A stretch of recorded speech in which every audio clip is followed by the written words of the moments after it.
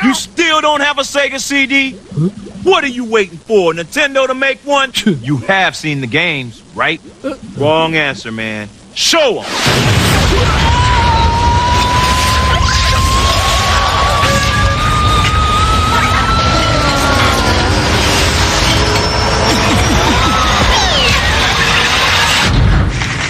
Want to see more? Genesis CD and games sold separately.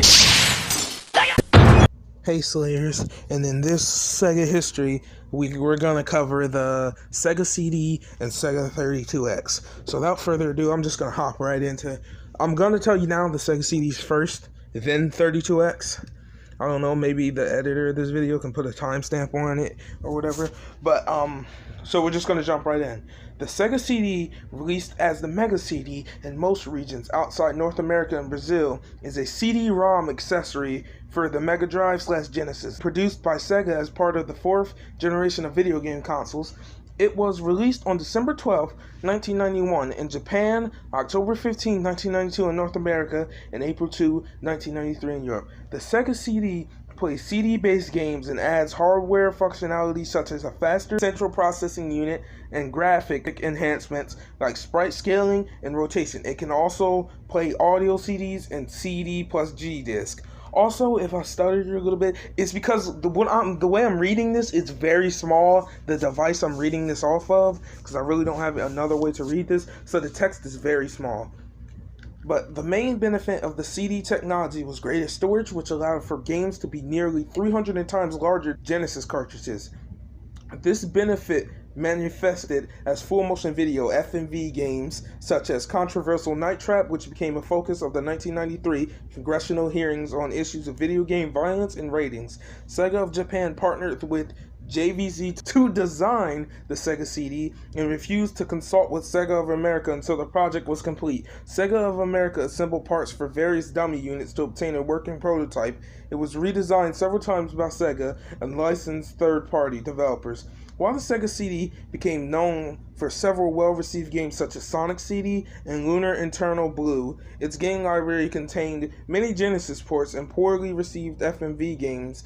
2.4 million Sega CD units were sold by March 1996, after which Sega discontinued the system to focus on the Sega Saturn. Retrospective reception is mixed, with praise for individual games and additional functions, but criticism for its lack of deep games, high price, and support of Sega. So history. Released in 1988, the Genesis, known as the Mega Drive in Europe and Japan, was Sega's entry into fourth generation of video game consoles in mid-1990. Sega CEO Nakayama hired Tom Kalinske, the greatest Sega CEO of all times, as CEO of Sega of America. Kalinske developed a 4-point plan for sales of the Genesis: cut the console's price, develop games for the American market with a new American team, continue aggressive advertising campaigns, and ship Sonic the Hedgehog with the Genesis as a pack-in game. The Japanese board of directors initially disapproved of the plan, but all 4 points were approved by Nakayama, who told Kalinske, "I hired you to make the decisions for Europe and America, so go ahead and do it." Magazines praised Sonic as one of the greatest games yet made, and Sega's console finally took off as customers who had been waiting for the Super Nintendo Entertainment System (SNES) decided to purchase the Genesis instead. By the early 1990s, compact disc CDs were making significant headway as a stronger medium for music and video games. NEC had been the first to use CD technology in a video game console with their PC Engine CD-ROM system add-on in October 1988 in Japan, launched in North America as the TurboGrafx CD the following year, which sold 80,000 units in 6 months. That year, Nintendo announced a partnership with Sony to develop its own CD-ROM peripherals for the SNES. Commodore International released the CD-based CD-TV multimedia system in early 1991, with the CDI from Philips arrived toward the end of that year. Shortly after the release of the Genesis, Sega's Consumer Products Research and Development Labs, led by manager Tomio Takayami, were tasked with creating a CD add-on, which became the Sega CD. The Sega CD was originally intended to equal the capabilities of the TurboGrafx CD, but with twice as much random access memory RAM, and sell for about 20,000 yen, or $150 US. In addition to relatively short loading times, Takayama's team planned the device to feature hardware scaling and rotation similar to that of Sega's arcade games, which required a dedicated digital signal processor.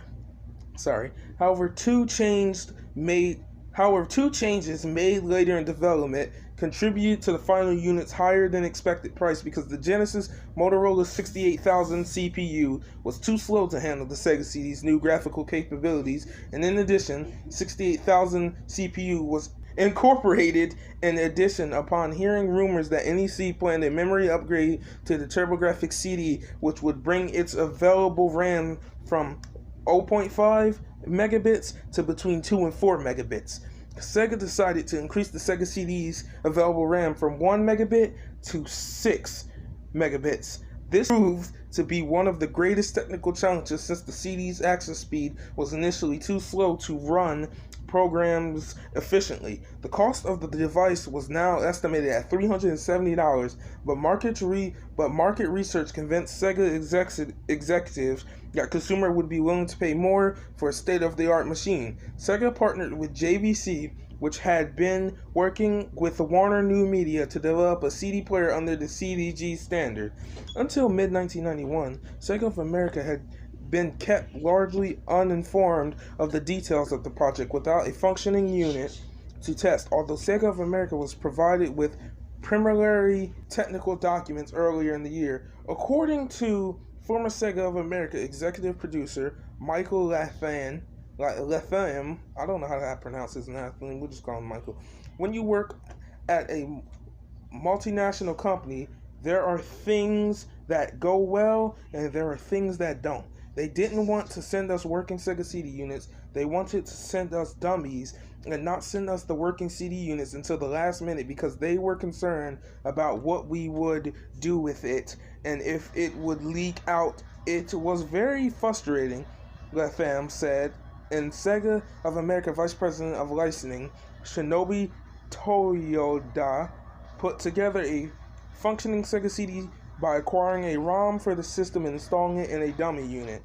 Sega of America staff were also frustrated by the Sega CD's construction. The former Sega of America's senior producer, Scott Bayless, said the Mega CD was designed with a cheap consumer-grade audio CD drive, not a CD-ROM. Quite late in the run-ups to launch, the quality assurance team started running into several problems with many of the units, and when I say severe, I mean units likely bursting into flames. We worked around the clock trying to catch the failure in progress, and after about a week we finally realized what was happening, citing the need for games to use more time-seeking date than the CD drive was designed to provide. The launch. Sega announced the release of the Mega CD in Japan for late 1991 and North America as the Sega CD in 1992. It was unveiled to the public for the first time at 1991 Tokyo Toy Show to positive reception from critics. It was released in Japan on December 12, 1991, initially retailing at 49,000 yen. Though the unit sold quickly, the small install base of the Mega Drive in Japan meant that sales declined rapidly. Within its first year in Japan, the Mega CD only sold 100,000 units. Third-party development of games for the new system suffered because Sega took a long amount of time to release software development kits. Other factors affecting sales include the high launch price of the Mega CD in Japan and only 2 games available at launch. On October 15, 1992, the Sega CD was released in North America with a retail price of $299, advertising included. One of Sega's slogans, "Welcome to the next level," though only 50,000 units were available at launch due to the production problems. The Sega CD sold over 200,000 units by the end of 1992 as part of Sega Cell's Blockbuster purchase Sega CD units for rental in their stores. The Mega CD was launched in Europe in spring of 1993, starting with the United Kingdom on April 2nd, 1993, at a price of £269. The European version was packaged with Solfies and Cobra Command. in a 2-disc set along with a compilation CD of 5 Mega Drive games. Only 70,000 units were initially available in the UK, but 60,000 units were sold by August 1993. Emphasized by Sega of America, the benefits of the Sega CD's additional storage space allowed for a large amount of full motion video FMV games, with digital pictures becoming an important partner for Sega. After the initial competition between Sega and Nintendo to develop a CD-based add-on, Nintendo eventually canceled the development process of its own peripheral after having partnered with Sony and then with Philips to develop one. Sega released a second model, the Sega CD2 Mega CD, on April 23, 1993 in Japan at a price of 28,000 yen. It was released in North America several months later at a reduced price of $229. Bundled with one of the system's best-selling games, Sewer Shark, designed to bring down the manufacturing cost of the Sega CD, the newer model is smaller and does not use a motorized disc tray. A limited number of games were developed that used the Sega CD and 32X add-on, released in November 1994. I'm going to skip over that right there, okay, because that talks about the Night Trap controversy, and I do plan to cover that in its own thing one day. So, newer CD-based consoles such as the 3DO interactive multiplayer rendered the Sega CD technically obsolete, reducing public interest in late 1993. Less than a year after the Sega CD's launch in North America and Europe, the media reported that Sega was no longer accepting in-house development proposals for the Mega CD in Japan. In early 1995, Sega shifted its focus to the Sega Saturn and discontinued advertising for Genesis hardware, including the Sega CD. Sega officially discontinued the Sega CD in the first quarter of 1996, saying that it needed to concentrate on fewer platforms. They didn't do that, and felt the Sega CD could not compete due to its high price and outdated single-speed drive. The last games scheduled to be released for the Sega CD, Myst and Brain Dead 13, were canceled. 2.4 million Sega CD units were sold worldwide, including 400,000 in Japan. So we're just gonna go. So the variations. There was the Genesis and Sega CD original model, Genesis and Sega CD Model 2, and the Genesis CDX. The Wonder Mega RGM1, Wonder Mega RGM2, and the Laser Active device. The reputation and legacy. Near the time of its release, the Sega CD was awarded Best New Peripheral of 1992 by Electronic Gaming Monthly. 4 separate reviews scored the add-on 8, 9, 8, and 8 out of 10 reviews. Cited the upgrade to the Genesis as well as its high quality and expanding library of games. Later, reception in 1995 by Electronic Gaming Monthly showed a more mixed response to the peripheral, with 4 reviewers scoring it 5 out of 10, citing its game library issues and substandard video quality. GamePro also criticized the weak games library and substandard video quality, noting that many of the games were simple ports of cartridge games with minimal enhancements, and commenting that the Sega CD could have been an upgrade, but it's essentially a big memory device with CD sound. They gave it a thumbs sideways and recommended that Genesis fans buy a SNES before even considering a Sega CD. No, don't do that. Likewise, in a special game machine cross review in May 1995, Famicom Tsushuni scored the Japanese Mega CD 2 a 17 out of 40. 2 to a 17 out of 40. Retrospective reception of the Sega CD is mixed, praising certain games but criticizing its low value for money and limitations on the benefits it provided to the Genesis. GamePro listed the Sega CD as the 7th worst-selling video game console of all time, with reviewer Blake Snow noting that the problem was therefore the device was expensive. At $299, it arrived late in the 16-bit life cycle, and it didn't do much, if anything, to enhance the gameplay experience.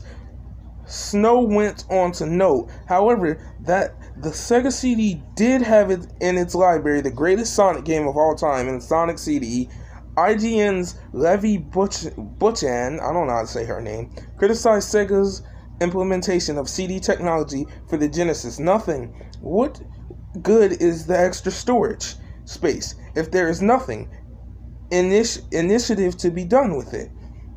No new gameplay concepts emerged from the Sega CD. It just offered more of the same. Like, in fact, with few expansions like Sonic CD, it often offered some of the 16-bit generation's worst games like Demolition Man.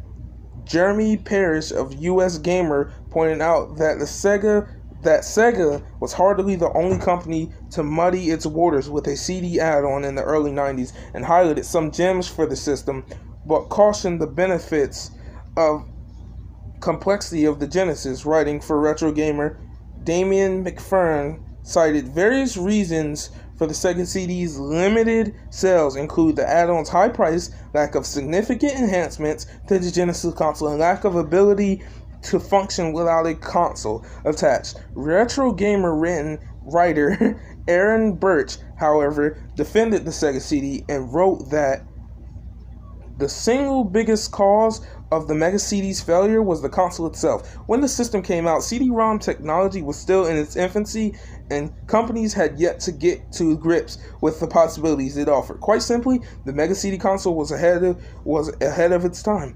The poor support for the Sega CD has often been criticized as the first link in the devolution of the Sega brand. Writing for IGN, Butch, and I still don't know how to say her name, Butch Anna, described an outside perspective on Sega's decision to release the Sega CD with its poor library and console support, stating, "The Sega CD instead looked like a strange, desperate move, something designed to nab some ink, but without any real thought-out strategy." Genesis owners that invested in the add-on were sorely disappointed, with which undoubtedly helped sour the non-diehards on the brand. In reviewing for GamePro, Snow commented that the Sega CD market, the first of several Sega systems that saw very poor support, something that devalued the once popular Sega brand in the eyes of consumers, and something that would ultimately lead to the company's demise as a hardware market. Former Sega of America senior producer Scott Bayless attributes the unsuccessful market to a lack of direction from Sega. With the add-on, according to Bayless, it was a fundamental paradigm shift. I can't really read it, it's small. With almost no thought giving to consequences. I honestly don't think anyone at Sega asked the most important question. Why? There's a rule I developed during my time as an engineer in the military aviation business. Never fall in love with your tech. I think that's where the Mega CD went off the rails. The whole company fell in love with the idea without ever really asking how it would affect the games you made. Sega of America producer Michael Latham offers a contrasting view of support for the add-on. However, stating, "I love the Sega CD. I always thought the platform was underappreciated and that it was hurt by an concentration of trying to make Hollywood interactive film games versus using its storage and extended abilities to make just plain great video games." Former Sega of Europe president Nick Alexander commented on the Mega CD, saying, "The Mega CD was interesting, but probably misconceived, and was seen very much as the interim product it was. I am afraid I cannot recall the sales numbers, but it was not a success." So that's the end of the Sega CD story. Now I'm gonna switch to the 32X. Be right back. Actually, Sega Slayer is not going to switch over to the 32X just yet. That'll be next week. We decided to split this video into two parts because it was just easier to edit and gave us each more time. Sorry that if you wanted to see it, but next week you'll sure see it. Alright, peace out. Hope you enjoyed the video.